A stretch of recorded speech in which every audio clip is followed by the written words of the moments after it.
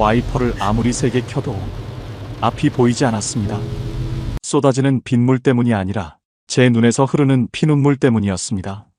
숨소리조차 내지 못하던 캄캄한 겨울 새벽 3시, 저는 백미러로 멀어지는 시골집을 바라보며 핸들을 잡은 손을 부르르 떨었습니다. 옆자리에 탄 아내는 소리도 내지 못한 채 어깨를 들썩이며 흐느끼고 있었고, 뒷자리에는 급하게 쑤셔 넣은 옷가지 몇 개가 전부였습니다. 불과 몇 달 전까지만 해도 나라에서 대주는 월세 영원 공짜 집이라며 정말 예쁘다. 우리 부부의 은퇴 노후를 고마워요. 지켜줄 유일한 낙원이라 믿었던 그 집이었습니다. 하지만 그 집이, 그리고 시골 마을이 감추고 있었던 이것이 우리 부부의 목을 죄어오기 시작했을 때 나라는 우리를 철저하게 외면했습니다. 과연 완벽하게 답사까지 마치고 내려간 시골에서 전 재산을 날린 채 왜 우리는 새벽에 야반도주를 선택해야만 했을까요? 정부의 공짜 미끼 뒤에 숨겨진 우리 부부의 노후를 단숨에 박살내버린 이것의 잔인한 실체를 지금 알려드리겠습니다. 서울 변두리의 낡은 골목길, 여름이면 아스팔트에서 뿜어져 나오는 숨막히는 열기 속에서 우리 부부는 매달 말일마다 날아오는 고지서들을 보며 남몰래 가슴을 쥐어짜야만 했습니다. 남들은 평생 열심히 일해서 서울의 번듯한 아파트 한 채 쥐고 여유롭게 노후를 보낸다고들 하지만 어느덧 머리가 하얗게 새어버린 우리 부부가 처한 현실은 소박하다 못해 매일이 살얼음판을 걷는 것 같았습니다. 당시 저희 부부는 서울 외곽의 5억 5천만 원짜리 빌라에서 전세로 겨우 몸을 뉘고 있었습니다. 하지만 5억 5천이라는 그 커다란 액수마저도 사실은 절반 가까이가 무서운 은행 대출로 겹겹이 채워진 껍데기뿐인 집이었습니다. 젊은 시절부터 남에게 아쉬운 소리 안 하고 성실하게 직장 생활을 해왔다고 자부했는데 나이가 차서 등 떠밀리듯 퇴직을 하고 이리저리 얽힌 대출금을 모두 정산하고 나니 우리 부부의 손에 마지막으로 남은 은퇴 자금, 즉 전 재산은 고작 3억 원이 전부였습니다. 매달 꼬박꼬박 빠져나가는 높은 대출 이자와 하루가 다르게 치솟는 서울의 매서운 물가를 감당하려니 통장 잔고가 줄어드는 것이 눈에 보일 정도였습니다. 여보, 이러다가는 몇 년 버티지도 못하고 남은 돈까지 다 까먹은 채로 길바닥에 나앉는 거 아닌가 몰라요. 서울 하늘 아래서 나이든 노인 둘이 숨만 쉬고 살아도 돈만 펑펑 나가니 밤마다 무서워서 잠이 안 와요. 싱크대 앞에 서서 한숨을 푹 내쉬는 아내의 헬쑥해진 얼굴을 바라볼 때마다 가장으로서 가슴이 미어지는 것 같았습니다. 그 깊은 절망감이 베갯니 들쩍시던 어느 캄캄한 밤이었습니다. 컴퓨터 모니터를 멍하니 들여다보던 제 눈에 믿기지 않는 광고 문구 하나가 번쩍 들어왔습니다. 정부와 지자체에서 인구 소멸 위기를 극복하기 위해 적극적으로 홍보하고 있었던 전라도 시골 마을 귀촌인을 위한 월세 영원 공짜 빈집 지원 사업이었습니다. 주거 비용을 단 1원도 내지 않고 소박한 시골집에서 넓은 마당을 누리며 평화롭게 살 수 있다는 그 감동적인 문구는 은퇴 후 자금 압박에 시달리던 우리 부부에게 거부할 수 없는 거대한 구원의 동아줄처럼 다가왔습니다. 방에 누워있던 아내를 급히 깨워 머리를 맞대고 계산기를 두드려 보았습니다. 지금 살고 있는 서울 빌라를 당장 정리해서 지긋지긋한 전세 대출을 싹 갚아버리고 남은 순자산 3억 원을 온전히 지킨 채 은행에 안전하게 묶어만 둔다면 그 이자와 소박한 연금만으로도 시골에서는 아주 유유자적하게 살아갈 수 있다는 계산이 섰습니다. 무엇보다 시골에서는 월세나 주거비가 전혀 들지 않으니 큰 돈을 쓰지 않아도 평생 돈 걱정 없이 평화롭게 노후를 보낼 수 있다는 야심찬 계획이었습니다. 여보, 나라에서 이렇게 대대적으로 보증하고 지자체 공무원들이 직접 관리하는 사업인데 설마 무슨 문제가 있겠어요? 우리처럼 갈 곳 없고 힘없는 은퇴자들, 시골 와서 편히 살라고 정부가 판을 깔아준 거예요. 이 기회에 복잡한 서울 떠나서 내려갑시다. 제 확신에 찬 말에 아내도 그제야 엷은 미소를 지어 보였습니다. 우리는 매달 숨통을 죄어오던 서울의 고지서들과 지독한 대출, 이자에 대한 모든 미련을 새벽 안개처럼 접어던졌습니다. 매일 아침 맑은 공기를 마시고 텃밭에서 내 손으로 직접 유기농 상추를 기르며 서로를 의지해 평온하게 늙어갈 두 번째 낙원을 꿈꾸며 우리는 전라도 시골 마을로의 이주를 최종적으로 결정하게 되었습니다. 그때의 우리는 미처 알지 못했습니다. 정부가 내걸었던 공짜 빈집이라는 그 달콤하고 아름다운 단어 뒤에 우리 부부의 마지막 보루이자 목숨줄인 전 재산 3억 원을 통째로 집어삼킬 거대하고 잔인한 덫이 입을 벌리고 있었음을 그때는 정말 꿈에도 상상하지 못했습니다. 시골로 섣부르게 내려갔다가 원주민들과의 갈등이나 열악한 환경을 버티지 못하고 결국 정착에 처참하게 실패했다는 귀촌 잔혹사들을 저 역시 텔레비전 뉴스나 인터넷 영상들을 통해 익히 들어 알고 있었습니다. 그렇기에 저는 결코 감정에 치우쳐 무모하게 움직이는 사람이 아니었습니다. 평생을 도시에서 직장 생활을 하며 매사 돌다리도 두드려보고 건너는 신중한 성격이었던 탓에 저는 이삿짐 센터에 계약 전화를 걸기 전 아내의 손을 잡고 전라도 시골 마을로 향하는 버스에 먼저 올랐습니다. 남은 내전 재산 3억 원이 걸린 인생의 마지막 도정이었기에 내 눈으로 모든 것을 완벽하게 확인하기 전까지는 단 1%의 모험도 허용하고 싶지 않았던 것입니다. 그렇게 우리 부부는 이주할 전라도의 외딴 시골 마을로 직접 내려가 일주일 동안 근처 민박에 머물며 아침 저녁으로 동네를 샅샅이 훑어보는 철저한 현장 답사를 진행했습니다. 마을은 생각보다 아늑하고 평화로웠으며 군청 귀농귀촌계 직원의 안내를 받아 마주하게 된 문제의 시골집 역시 첫인상이 그리 나쁘지 않았습니다.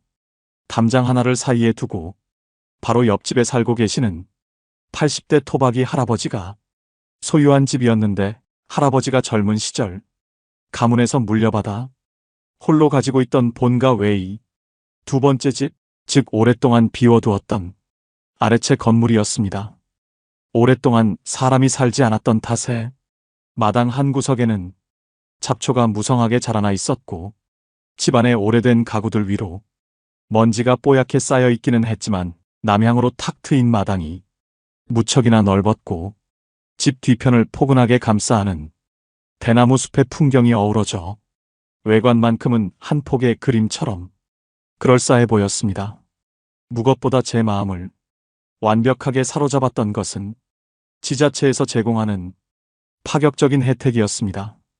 나라에서 시골 빈집 정비 사업의 일환으로 리모델링 보조금을 무려 2천만 원이나 무상으로 지원해 준다는 점이 돈 없는 은퇴자인 저희에게는 가장 큰 메리트로 다가왔습니다.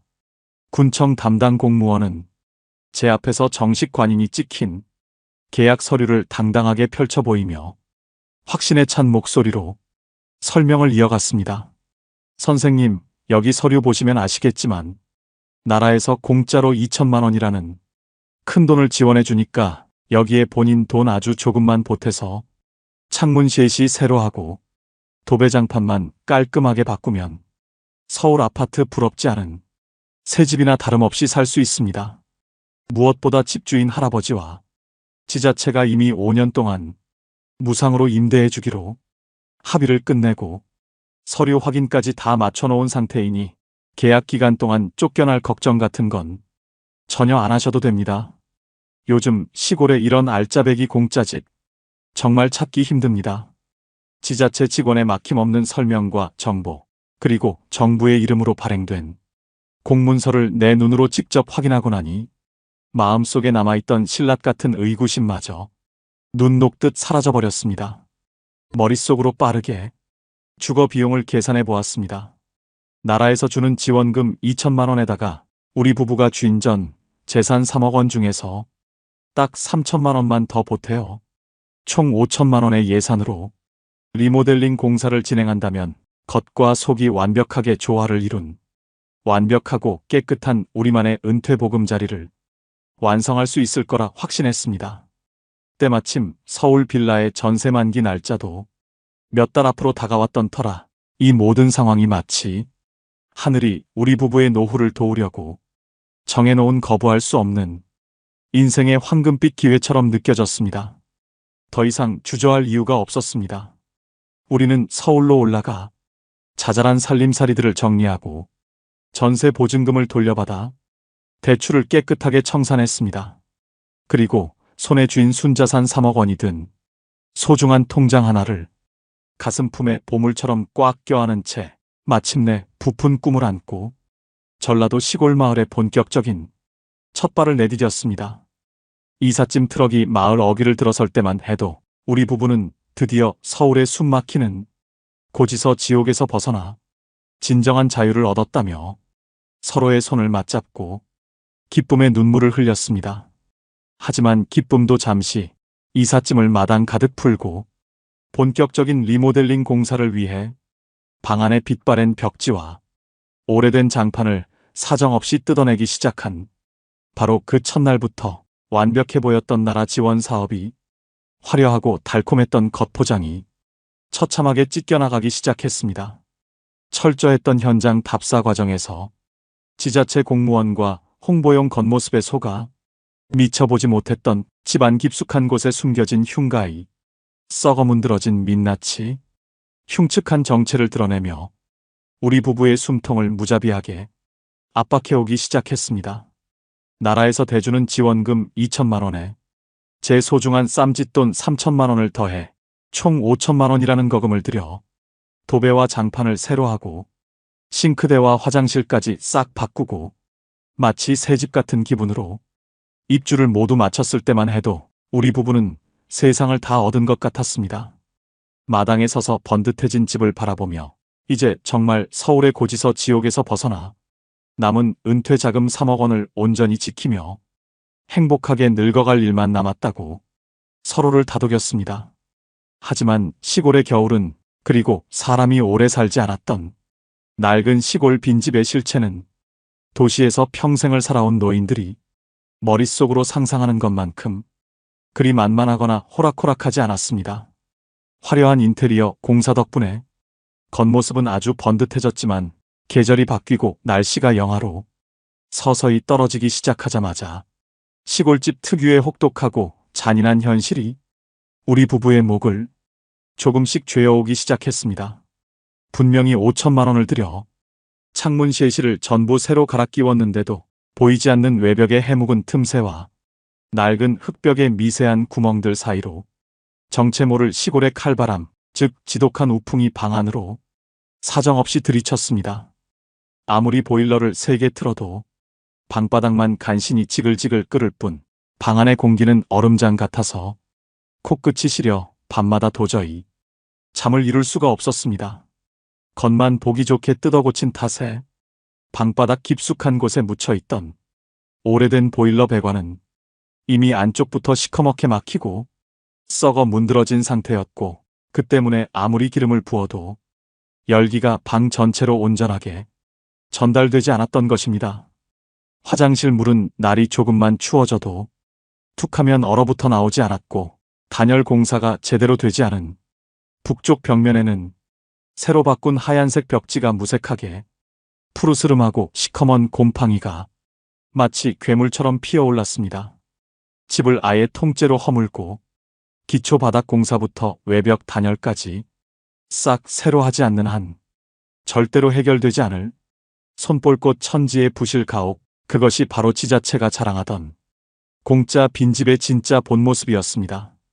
더 이상 참다 못한 제가 답답하고 억울한 마음에 군청 담당자를 직접 찾아가 미리 답사까지 하고 나라 사업이라 믿고 들어왔는데 집 상태가 이래서야 어떻게 살겠냐며 어려운 사정을 호소해 보았습니다. 하지만 제 간절한 하소연 뒤에 돌아온 젊은 공무원의 대답은 참으로 차분하고도 건조했습니다. 선생님, 참 안타까운 사정은 알겠습니다만 저희 지자체는 빈집 주인분과 귀촌인을 서로 연결해드리는 행정 절차를 도운 것이라 건물 내부의 단열이나 보일러, 노후화 상태까지 나라에서 일일이 책임지기는 어렵습니다. 이 사업 자체가 무상으로 거주하시는 조건이라 지자체 예산으로 사유지의 내부 수리까지 추가로 지원해 드릴 수 있는 법적 근거가 없습니다. 살면서 불편하신 부분은 개인적으로 보수를 해가며 사셔야 합니다. 원칙과 규정만을 내세우며 조근조근 정중하게 선을 긋는 공무원의 차가운 태도 앞에 저는 더 이상 아무런 반박도 하지 못한 채 깊은 무력감만 가슴에 안아야 했습니다. 차라리 화라도 내면 같이 싸우기라도 할 텐데 법과 매뉴얼을 들이대며 뒤로 쏙 빠져버리는 지자체의 모습에 우리 같은 외지인은 기댈 곳이 전혀 없다는 것을 비로소 깨닫게 되었습니다. 매달 나가는 기름 보일러 값만 노인네 둘이 감당하기 벅찬 수십만 원씩 터져나오는데도 방안은 여전히 입김이 나올 정도로 차디차고 서글펐습니다. 몸고생과 마음고생이 동시에 겹치면서 우리 부부의 얼굴은 날로 헬쑥해졌고 낭만적일 줄만 알았던 시골 생활은 하루하루가 버텨내야 하는 지독한 생존 싸움으로 변해갔습니다. 전 재산 3억 원 중에서 무려 5천만 원이라는 그 소중하고 피 같은 은퇴 자금을 이 춥고 낡은 흉가에 통째로 쏟아부었다는 허탈감이 매일 밤 천장을 울리는 우풍 소리와 함께 송곳처럼 가슴을 아프게 찔러댔습니다. 그렇게 매서운 겨울 추위와 도무지 정이 가지 않는 불편한 시골집 환경 때문에 우리 부부의 몸과 마음이 모래성처럼 허무하게 무너져 내리던 지독한 나날이었습니다. 낯선 타양 땅에서 기댈 곳 하나 없이 하루하루를 간신히 버텨내던 저희 부부에게 어두운 터널 속 한 줄기 빛처럼 유일하게 따뜻한 인간의 정을 베풀어준 단 한 사람이 곁에 있었습니다. 그분은 다름 아닌 저희가 살고 있는 공짜 빈집이 진짜 주인이자 낮은 돌담 하나만을 사이에 두고 살던 옆집의 80대 토박이 할아버지였습니다. 할아버지는 평생을 이 전라도 시골 마을에서 흙을 일구며 살아온 동네의 산증인이자 마을의 든든한 터주대감이셨습니다. 일찍이 자식들을 모두 서울과 대도시로 내보내고 홀로 고향 지키며 사시던 처지였는데 동네에 할아버지가 직접 거주하시는 본가 건물 외에도 우리가 들어와 살게 된 아래채 건물까지 집 2채를 온전히 소유하고 계셨습니다. 지자체에서 시골 빈집을 정비해서 외지인 귀촌인을 받겠다고 제안했을 때도 마을 주민들은 외지인이 들어오면 동네 시끄러워진다고 손사래를 쳤지만 할아버지만큼은 어차피 사람 안 살면 흉가가 되어 마을 미관만 해치는데 젊고 좋은 사람들 데려다가 좋은 일에 쓰라며 선뜻 서류에 도장을 찍어주셨던 참으로 마음씨 넉넉한 노인이었습니다. 할아버지는 매일 아침마다 우풍 때문에 얼굴이 까칠해진 우리 부부의 기색을 멀리서도 귀신같이 살피며 마당 담장 너머로 슬그머니 투박한 손을 내밀곤 하셨습니다. 도시에서 편하게 살던 사람들이 물 썰고 낯선 시골 구석까지 내려와서 집이 너무 추워 고생이 이만저만이 아니네. 내가 미리 집을 더 꼼꼼하게 봐두지 못해서 참 미안해서 어쩌나. 할아버지는 오히려 본인이 더 미안해하시며 새벽같이 일어나 당신이 직접 텃밭에서 키워낸 싱싱하고 단단한 겨울 배추와 무 그리고 헛간에 소중하게 보관해 두었던 시골 특유의 귀한 주전부리들을 대바구니에 가득 담아 매번 건네주셨습니다. 처음에는 남의 집에 공짜로 사는 처지에 이런 과분한 호의를 받아도 되나 싶어 사양도 많이 해보았지만 할아버지는 그럴 때마다 자식 같은 마음이 들어서 그러는 거라며 허허 웃으시며 저희의 손을 따뜻하게 잡아주셨습니다. 할아버지의 따뜻함은 단순히 먹거리를 나눠주는 것에 그치지 않았습니다. 겨울철만 되면 얼어붙기 십상인 시골집 보일러 배관이 동파되지 않도록 헌 옷가지로 감싸고 관리하는 요령부터 시작해서 다가오는 따뜻한 봄날이 오면 마당 한 구석에 어떤 식으로 흙을 고르고 씨앗을 뿌려 텃밭 농사를 시작해야 하는지 시골집 생활에서 꼭 필요한 지혜들을 아낌없이 차근차근 알려주셨습니다.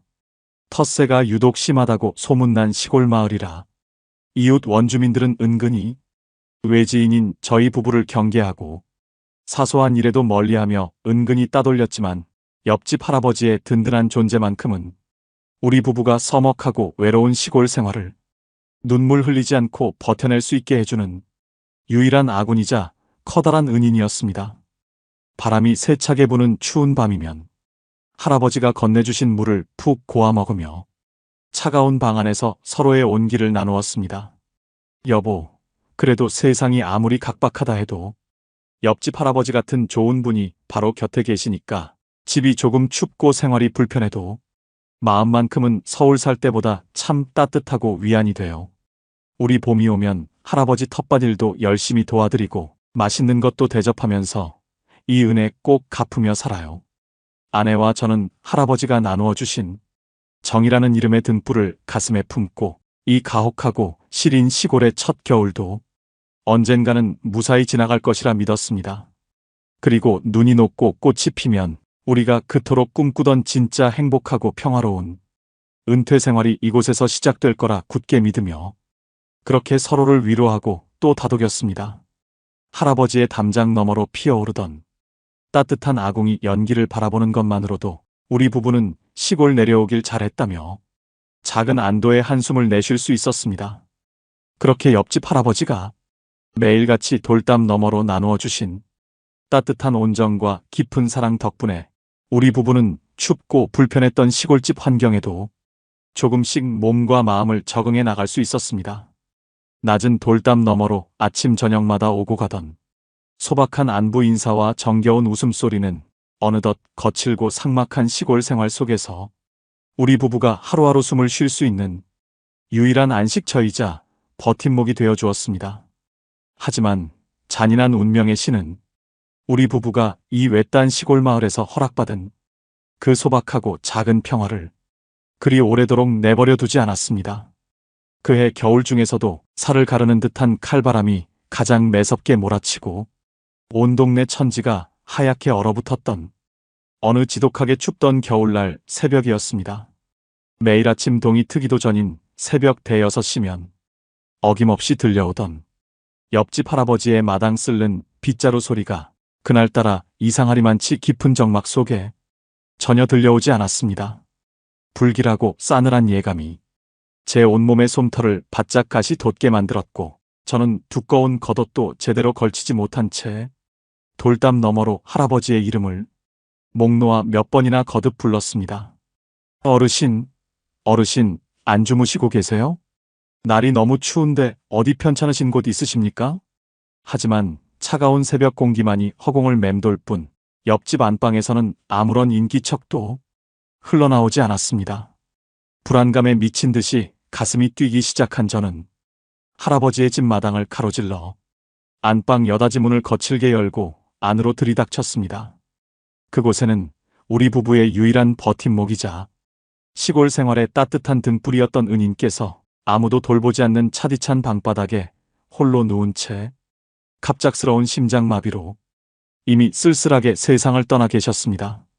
순식간에 시골 마을 전체가 거대한 슬픔과 충격으로 발칵 뒤집혔고 우리 부부는 친부모를 잃은 것보다 더한 처절한 상실감과 슬픔에 빠져 한동안 넋을 잃고 통곡을 해야 했습니다. 텃세와 차가운 시선으로 가득했던 이 타양 땅에서 우리를 유일하게 사람으로서 따뜻하게 안아주고 위로해 주었던 그 귀한 불빛 하나가 허무하게 꺼져버린 것입니다. 할아버지의 쓸쓸한 빈소가 시골 장례식장에 차려지자 우리 부부는 자식된 도리를 다한다는 심정으로 검은 상복을 입고 상주 옆에 서서 온 힘을 다해 장례 절차를 돕기 시작했습니다. 외지인들이 왜 저렇게 유난을 떠냐는 원주민들의 차가운 눈총 속에서도 저희는 밤낮으로 빈소를 묵묵히 지키며 멀리서 찾아온 조문객들의 신발을 정리하고 음식을 나르며 할아버지의 마지막 가시는 길을 정성껏 배웅해드렸습니다. 평생을 정 많고 베풀기 좋아하셨던 분이었기에 마지막 가시는 길만큼은 결코 외롭지 않게 해드리고 싶었던 우리 부부의 간절한 마음이었습니다. 그러나 할아버지의 영정 사진 앞에 마지막 향이 모두 타들어가고 발인까지 끝나 저희 부부가 기운이 다 빠진 채 집으로 돌아온 바로 그날 오후였습니다. 우리가 나라 지원금과 내 돈을 들여 온 정성을 다해 대궐처럼 고쳐놓은 공짜 빈집 마당 가득 평화롭던 시골 마을의 고즈넉한 정적을 사정없이 깨부수는 거친 엔진 굉음이 울려 퍼지기 시작했습니다. 시골 마을의 좁고 구불구불한 골목길과는 도무지 어울리지 않는 서울 번호판을 단 번쩍이는 대형 고급 외제차 한 대가 우리 부부의 집 마당 한가운데로 흙먼지를 자욱하게 펄럭이며 거칠게 미끄러져 들어왔습니다. 쿵 하고 차 문이 열리며 내린 사람들은 할아버지의 장례식장 안에서도 아버지를 잃은 슬픔으로 통곡하기는커녕 스마트폰만 들여다보며 빨리 상속 재산 정리하고 서울 가고 싶다고 투덜대던 도시 사는 할아버지의 자식들이었습니다. 외제차에서 내린 그들의 번지르르한 눈빛에는 홀로 시골집을 지키다 쓸쓸히 돌아가신 아버지를 향한 그리움이나 애도의 마음 같은 것은 단 1%도 찾아볼 수 없었습니다. 대신 외지인인 우리 부부의 돈 5천만 원과 나라의 예산이 아낌없이 투입되어 지붕부터 마당, 화장실과 싱크대까지 새 집처럼 번듯하고 깨끗하게 변해 있는 아버지가 생전에 방치했던 두 번째 빈집을 마치 먹잇감을 노리는 매의 눈빛으로 머리부터 발끝까지 탐욕스럽게 훑어보기 시작했습니다.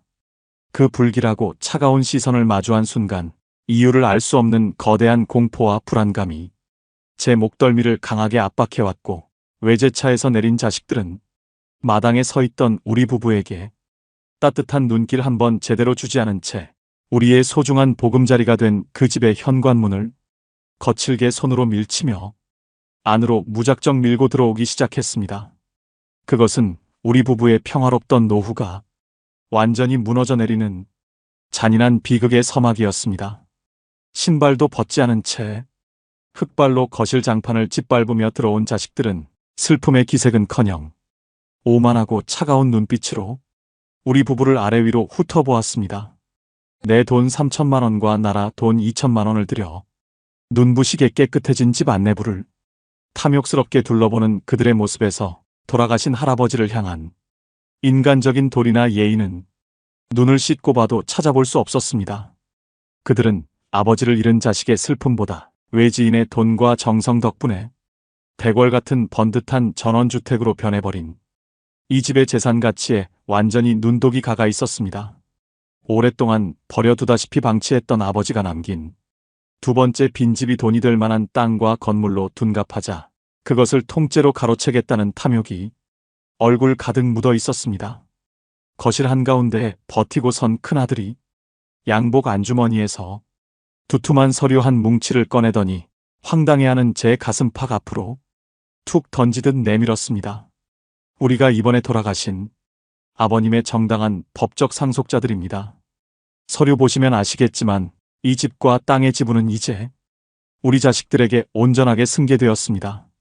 차가운 얼음장 같은 얼굴로 서류를 들이미는 자식들의 행동에 피가 거꾸로 솟는 것 같았지만 저는 간신히 감정을 억누르며 방 안 서랍에서 군청 관인이 찍힌 빈집 임대차 계약서를 꺼내와 그들 앞에 보여주었습니다. 이보세요, 자식분들. 이 집은 나라에서 진행하는 공식 사업을 통해 돌아가신 아버님과 지자체 그리고 저희가 정식으로 5년 동안 무상 임대 계약을 맺고 합법적으로 들어온 집입니다. 여기 군수직인 찍힌 서류 안 보이십니까? 제 항의를 들은 자식들은 코웃음을 치며 계약서를 안중에도 없다는 듯 밀쳐버렸습니다. 그러고는 도저히 피부치의 입에서 나올 거라고는 믿기지 않는 잔인하고 모진 말들을 조근조근 내뱉기 시작했습니다. 아니, 이 영감님이 지금 무슨 소리를 하시는 거야? 아버지가 생전에 지자체랑 무슨 계약을 하셨든 그건 자식들 동의도 없이 노인네 혼자 하신 일이라 우리는 전혀 모르는 일이고 관심도 없습니다. 이제 아버지가 돌아가셨으니 그 계약은 자동 소멸이고 정당한 상속 지분을 받은 소유자는 우리 3남매입니다. 남의 재산권 행사 방해하지 마시고 이 집 비우고 당장 나가주십시오. 당장 나가라는 청천벽력 같은 퇴거 통보에 옆에 서 있던 아내는 충격으로 다리가 풀려 주저앉고 말았습니다. 억울함과 분통함에 제 목소리가 사정없이 파르르 떨려왔습니다. 당장 나가라니 그게 무슨 말도 안 되는 소립니까? 오랫동안 다 무너져가던 폐가를 우리가 내 돈 3천만 원이나 들여서 이렇게 사람 살 수 있는 집으로 고쳐놨는데 장례식이 끝나자마자 나가라니요. 이건 엄연히 계약 위반이고 불법입니다. 제가 가슴을 쾅쾅 치며 억울함을 호소했지만 자식들의 태도는 한치의 흔들림도 없이 잔인할 정도로 차분했습니다. 영감님, 법대로 하세요. 법대로. 누가 우리 아버지 허락도 없이 남의 집에 돈 들여서 이렇게 고쳐놓으라고 했습니까? 그건 본인들이 좋아서 한 일이고 우리는 정당한 재산권을 행사하는 것뿐입니다. 긴 말 섞기 싫으니까 이번 달 말까지 짐 싹 정리해서 방 빼세요. 안 그러면 무단 점거로 고소하고 경찰 불러서 강제로 끄집어낼 테니까 알아서 하십시오. 자식들은 할아버지가 생전에 아끼시던 유품들마저 쓰레기 취급하며 마당 구석으로 마구 던져버린 뒤 차가운 경고만을 남긴 채 다시 외제차를 타고 먼지를 휘날리며 마을을 떠나버렸습니다. 순식간에 폭풍이 휩쓸고 간 것 같은 거실 안에서 우리 부부는 멍하니 서로를 바라보며 숨조차 제대로 쉬지 못했습니다. 나라를 믿고 정부 서류를 믿고 남은 전 재산 3억 원을 지키기 위해 내려온 이 평화롭던 시골집이 순식간에 우리 부부의 목숨줄을 옥죄어오는 지옥 같은 덫으로 변해버린 순간이었습니다. 눈물이 범벅이 된 아내의 손을 잡고 저는 굳게 다짐했습니다. 무슨 일이 있어도 나라가 보증한 이 계약을 지켜내고 우리 부부의 피 같은 노후 자금을 지켜내야만 한다고 그렇게 스스로를 다잡으며 차디찬 거실 바닥에서 밤새도록 뜬 눈으로 지옥 같은 밤을 지새웠습니다. 자식들이 차가운 경고를 남기고 마을을 떠난 지 일주일도 채 지나지 않았던 어느 서글프게 비가 내리던 오후였습니다. 마당에 서서 멍하니 하늘을 바라보던 제게 우체부 직원이 무거운 걸음으로 다가와 하얀색 커다란 등기 우편물 한 장을 제 손에 쥐어주었습니다. 봉투 겉면에 선명하게 찍혀있는 지방법원이라는 네 글자를 마주한 순간 제 가슴은 덜컥 내려앉았고 손가락 끝이 사정없이 떨려왔습니다. 불길한 예감은 단 한치도 틀리지 않았습니다. 도시 사는 자식들은 말로만 겁을 준 게 아니라 우리를 정식으로 법원에 고소하여 부동산 명도 단행 가처분 소송, 즉 집을 강제로 비우고 나가라는 무시무시한 법적 소송을 걸어버린 것이었습니다. 법원에서 날아온 고소장 서류 속에는 우리가 돌아가신 할아버지의 인지 능력이 부족한 틈을 타서 불법적으로 집을 탈취하고 무단 점거하고 있다는 새빨간 거짓말과 모함들이 지독하리만치 빼곡하게 적혀 있었습니다. 나라에서 발행한 합법적인 계약서를 가지고 있음에도 졸지에 불법 점거자로 몰린 제 처지에 피가 거꾸로 솟고 눈앞이 아찔해졌습니다. 여보, 우리가 왜 불법 점거자예요? 나라가 계약서 써줬고 동네 주민들도 옆집 할아버지가 우리 좋다고 도장 찍어준 거 다 눈으로 똑똑히 봐놓고선 어떻게 법원에 이런 거짓말을 보낼 수가 있어요? 아내는 법원 고소장을 손에 쥔 채 사시나무 떨듯 떨며 하염없이 눈물을 흘렸습니다. 저는 무너져 내리는 가슴을 간신히 부여잡고 이 억울함을 증명해줄 유일한 목격자들인 마을 원주민들을 찾아 집을 나섰습니다. 그래도 1년 가까이 한 동네에서 부대끼며 살았고 돌아가신 할아버지가 생전에 우리 부부를 얼마나 아끼고 이 집을 기분 좋게 내주셨는지 누구보다 잘 아는 이웃들이었기에 실말 같은 희망을 걸어본 것입니다. 저는 가장 먼저 마을의 대소사를 관장하는 동네 이장의 집으로 단숨에 달려갔습니다. 거실에 마주 앉은 이장에게 법원 서류를 보여주며 제발 법원에 탄원서 한 장만 써달라고 할아버지가 살아계실 때 다 허락하고 계약한 게 맞다는 증언 한마디만 해달라고 손이 발이 되도록 애원했습니다. 하지만 늘 사람 좋은 척 웃으며 귀촌인들을 환영한다던 이장의 얼굴은 법원 소송 서류를 보자마자 얼음장처럼 차갑게 굳어버렸습니다. 이장은 제 간절한 손을 슬그머니 뿌리치며 담배만 깊게 피워 물더니 도저히 믿을 수 없을 정도로 냉정한 목소리로 한마디를 툭 던졌습니다. 아이고 성호 씨, 참 사정은 딱하게 됐는데 우리 같은 시골 사람들이 남의 집 집안 싸움에 그것도 법원 소송에 어떻게 감히 끼어들겠소? 아무리 그래도 피는 물보다 진한 법인데 돌아가신 영감님 자식들이 저렇게 서슬퍼렇게 법대로 하겠다고 눈을 부라리는데 외지인인 성호 씨 편을 우리가 어떻게 들어요? 피는 물보다 진하다는 이장의 그 잔인한 말 한마디는 제 심장에 대못을 박는 것 같았습니다. 억울함과 배신감에 눈물이 왈칵 쏟아졌지만 저는 포기하지 않고 평소 할아버지와 친하게 지내며 저희 부부에게 농사법을 알려주던 앞집과 뒷집 원주민 주민들을 차례로 찾아다녔습니다. 어르신, 옆집 할아버지가 우리한테 고맙다고 배추 나눠주실 때 옆에 계셨잖아요. 이 집 우리한테 5년 동안 마음 편히 살라고 하신 거 직접 들으셨잖아요. 제발 한마디만 도와주십시오. 하지만 문을 열어준 주민들의 반응은 이장보다 더 싸늘하고 잔혹했습니다. 그들은 마치 전염병 환자를 보듯 저를 문간에 세워둔 채 차가운 얼굴로 안면을 싹 바꾸었습니다. 괜히 남의 집 상속 싸움에 엮여서 서울 사는 자식들한테 원망 듣기 싫으니까 다시는 이런 일로 우리 집 찾아오지 마소. 시골 내려왔으면 조용히 살다 갈 것이지 왜 평화롭던 동네에 법원 고소장까지 날아오게 만들고 소란을 피우는 거요? 오히려 외지인인 저희 부부가 들어와서 마을에 분란을 일으켰다며 제 면전에 대고 대문을 쾅 닫아버리는 원주민들의 싸늘한 거절 앞에 저는 빗속에 홀로 서서 하염없이 통곡했습니다. 어제까지만 해도 인심 좋은 시골 주민이라며 웃으며 인사를 나누던 이웃들이 정작 이권이 걸린 법적 분쟁이 터지자마자 철저하게 피부치인 자식들 편으로 돌아서서 외지인인 저희를 이방인 취급하며 등을 돌려버린 것입니다.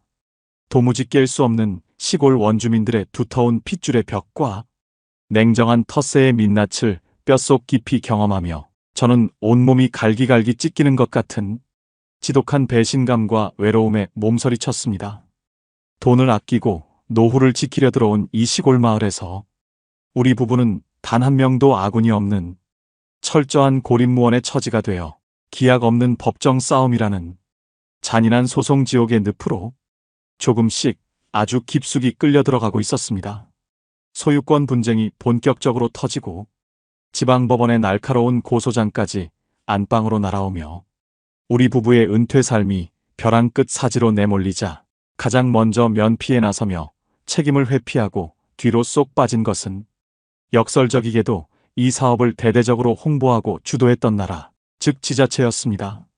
저는 마지막 남은 썩은 동아줄이라도 잡는 절박한 심정으로 군청의 빈집 정비사업 담당 부서를 찾아가 제발 지자체 차원에서 도시 자식들과 중재를 해달라고 아니면 법적인 보호막이라도 되어달라고 공무원들 앞에서 눈물로 호소했습니다. 정부의 감동적인 광고 문구를 믿었고 나라의 보증이 담긴 공문서를 철저히 신뢰하여 평생 살던 서울을 떠나 이 먼 시골까지 내려온 평범한 은퇴 서민이 아니냐며 담당 공무원의 바짓가랑이라도 붙잡고 매달리고 싶었습니다. 하지만 소송 서류들을 책상 위에 올려놓고 검토하던 담당 팀장과 젊은 공무원들의 태도는 귀촌 초기 분쟁이 터지기 전 환하게 웃으며 저희 부부를 반겨주던 그 따뜻한 모습이 아니었습니다.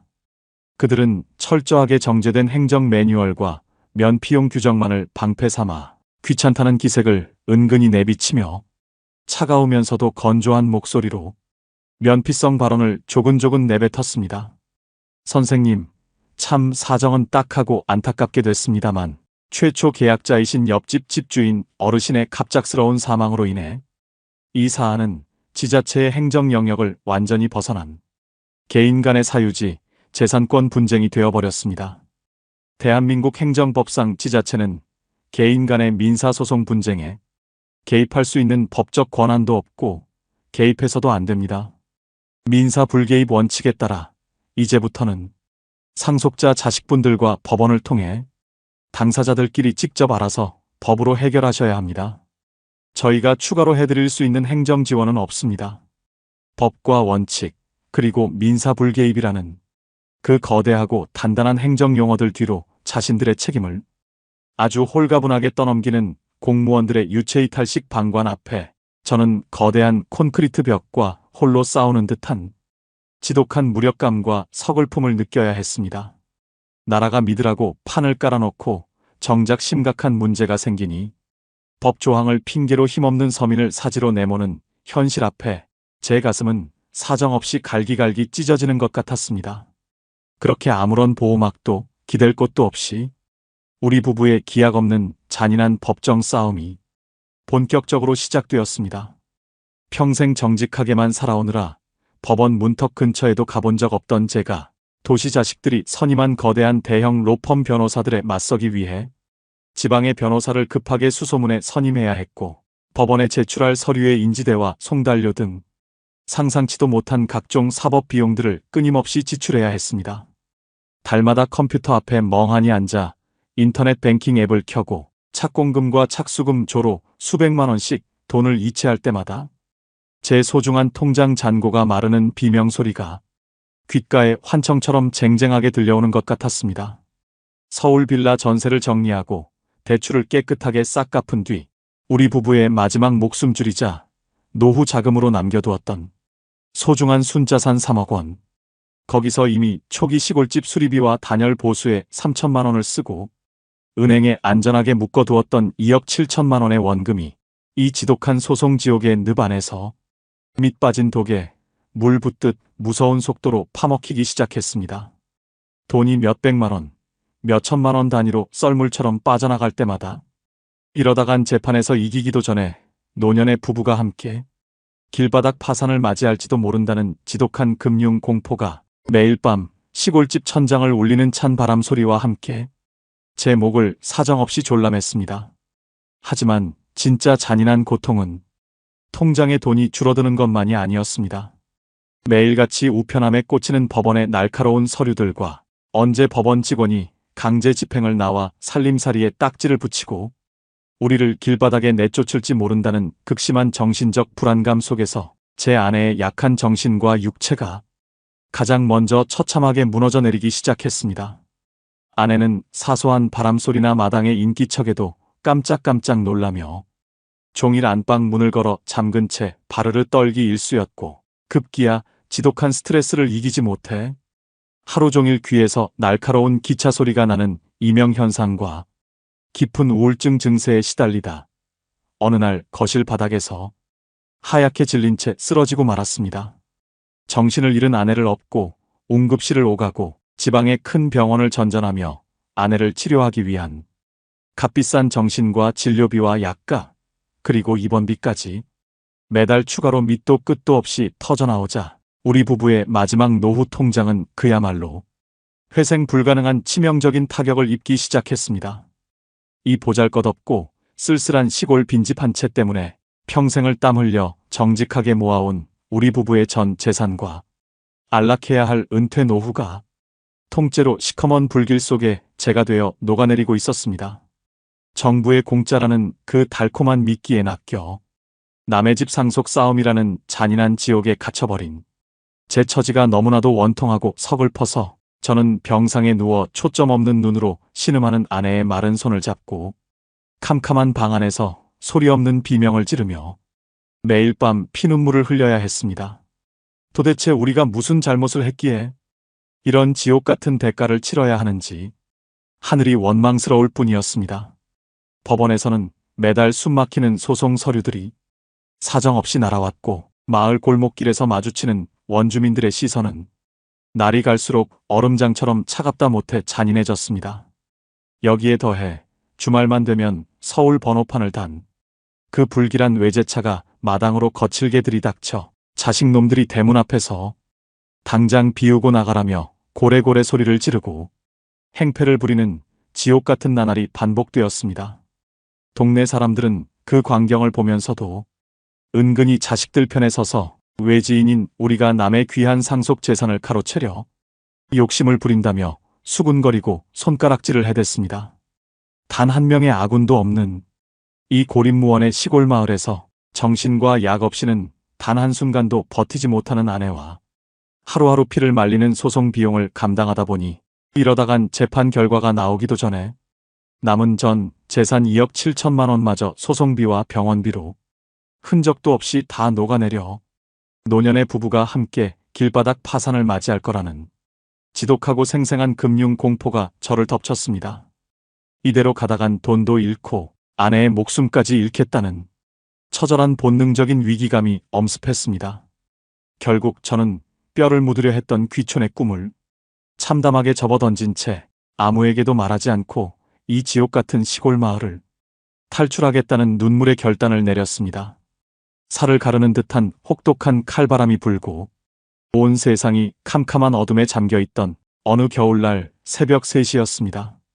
동네 주민들은 물론이고 우리를 감시하던 자식 놈들의 눈을 피해 저는 숨소리조차 크게 내지 못한 채 조심스럽게 마당으로 나섰습니다. 내 돈 3천만 원과 나라 돈 2천만 원을 들여 문짝부터 지붕, 싱크대까지 대궐처럼 번듯하고 깨끗하게 고쳐놓은 그 아까운 집과 큰맘 먹고 들여놓았던 가구들과 살림살이들을 그 탐욕스러운 자식 놈들에게 통째로 빼앗긴 채 그저 당장 입을 옷가지 몇 개와 당뇨약, 정신과 약 봉지만을 급하게 가방에 쑤셔넣고 마당 구석에 세워둔 낡은 중고 SUV 차량으로 발걸음을 옮겼습니다. 조금만 부스럭거리는 소리가 나도 원주민들이 깨어나 손가락질을 할까봐 심장이 터질 것 같은 공포 속에서 차 문을 아주 살며시 닫았습니다. 옆자리에 탄 아내는 극심한 스트레스와 독한 정신과 약 기운에 취해 초점 없는 눈으로 창밖을 바라보며 서럽게 어깨를 들썩이며 소리 없이 흐느끼고 있었습니다. 탁한 갈에 끓는 소리를 내며 간신히 차 시동이 걸렸고 저는 핸들을 잡은 손을 부르르 떨며 가속 페달을 천천히 밟았습니다. 차가 마당을 빠져나가 캄캄한 시골 안개 속으로 미끄러져 들어가는 순간 참았던 눈물이 본물 터지듯 제 뺨을 타고 사정없이 흘러내렸습니다. 100m 너머로 멀어지는 내 손으로 직접 고치고 가꾸며 평생을 살아가려 했던 그 정든 시골집을 바라보는데 가슴이 사정없이 찢어지고 피가 솟구치는 것 같았습니다. 여보 미안해. 내가 정말 미안해. 내가 당신 편하게 해준다고 시골 가자고 고집을 피워서 우리 평생 모은 피 같은 돈 다 날리게 만들고 당신을 이런 몹쓸 병에 걸리게 만들었네. 내가 다 잘못했어. 저는 운전대를 잡은 채 아이처럼 엉엉 울며 옆자리의 아내에게 처절하게 사죄했습니다. 아내는 마른 손으로 제 손등을 가만히 포개어 쥐며 그저 소리 없는 눈물로 밤을 적셨습니다. 와이퍼를 아무리 세게 켜고 유리창에 서리를 닦아내도 앞이 도무지 보이지 않았습니다. 쏟아지는 겨울 밤비 때문이 아니라 제 눈에서 멈추지 않고 흐르는 원통하고 억울한 피눈물 때문이었습니다.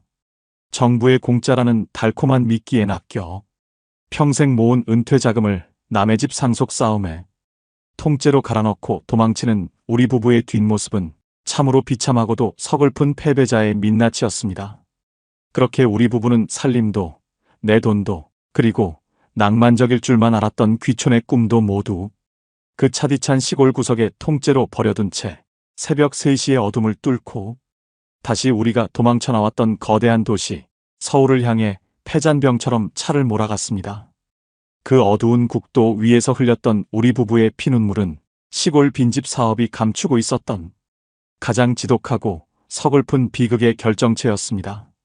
새벽 3시의 캄캄한 어둠과 지독한 피눈물의 국도를 뚫고 우리 부부가 다시 흘러들어온 곳은 역설적이게도 그토록 숨이 막힌다며 도망쳐 떠났던 거대한 도시 서울이었습니다. 그동안 법정 싸움과 아내의 병원비로 남은 은퇴 자금마저 무참하게 파먹힌 탓에 우리가 다시 구한 보금자리는 예전에 살던 번듯한 전세 빌라도 아니었습니다. 서울 외곽 변두리에 위치한 낮에도 햇볕이 잘 들지 않는 작고 낡은 빌라의 반지하 단칸방. 그것이 시골 공짜 빈집에 노후를 갈아 넣었다가 모든 것을 잃고 돌아온 우리 부부의 초라한 최종 성적표였습니다. 예순이 훌륭히 넘은 나이에 손에 쥔 돈마저 바닥을 드러내자 저는 더 이상 은퇴자라는 느긋한 이름 뒤에 숨어 있을 여유가 없었습니다. 저는 당장 생계를 위해 새벽부터 밤늦게까지 매서운 매연을 마셔야 하는 도심 빌딩의 야간 주차관리원 일을 시작했고 지독한 우울증과 이명으로 쓰러졌던 아내 역시 몸이 채 회복되기도 전에 대형마트의 시식 코너 도우미로 고단한 노동의 현장에 다시 뛰어들어야 했습니다. 온종일 서서 일하느라 밤마다 다리가 퉁퉁 부어오르고 까다로운 사람들을 상대하며 몸과 마음은 매일같이 녹초가 되곤 합니다. 하지만 신기하게도 우리 부부의 얼굴에는 시골에 살 때 그토록 찾아볼 수 없던 편안하고 잔잔한 미소가 조금씩 다시 피어오르기 시작했습니다. 비록 매달 소박한 월세를 내야 하고 몸은 시골에 있을 때보다 훨씬 더 고되지만 이곳 도시에는 더 이상 우리 부부를 기만하는 달콤한 공짜 미끼 같은 것은 존재하지 않기 때문입니다. 주말이 되어도 마당에 거칠게 들이닥쳐 당장 내 집에서 나가라며 윽박지르는 피도 눈물도 없는 상속자 자식 놈들도 없고 법과 매뉴얼을 핑계대며 힘없는 은퇴자를 방관하고 외면하던 무책임한 지자체 공무원도 없으며 피는 물보다 진하다며 안면을 싹 바꾸고 외지인을 철저하게 이방인 취급하며 따돌리던 시골 원주민들의 그 싸늘하고 잔인한 시선도 이제는 더 이상 존재하지 않기 때문입니다. 야간 근무를 마치고 지친 몸으로 퇴근하는 새벽녘 차가운 빌딩 옥상에 올라 화려하게 빛나는 서울의 밤하늘과 수많은 자동차의 불빛들을 내려다볼 때면 저는 가슴 깊은 곳에서 터져나오는 당당하고 자유로운 깊은 숨을 내쉽니다. 지나간 날들을 돌이켜보면 참으로 어리석고도 지독한 꿈을 꾸었다는 생각이 듭니다. 정부와 지자체가 내걸었던 월세 영원이라는 그 달콤한 공짜 미끼에 눈이 멀어 남의 집 상속 싸움이라는 추악한 진흙탕에 내 소중한 전 재산과 안락해야 할 은퇴 노후를 통째로 갈아넣었던 그 1년의 시간은 우리 부부에게는 살아있는 지옥 그 자체였습니다.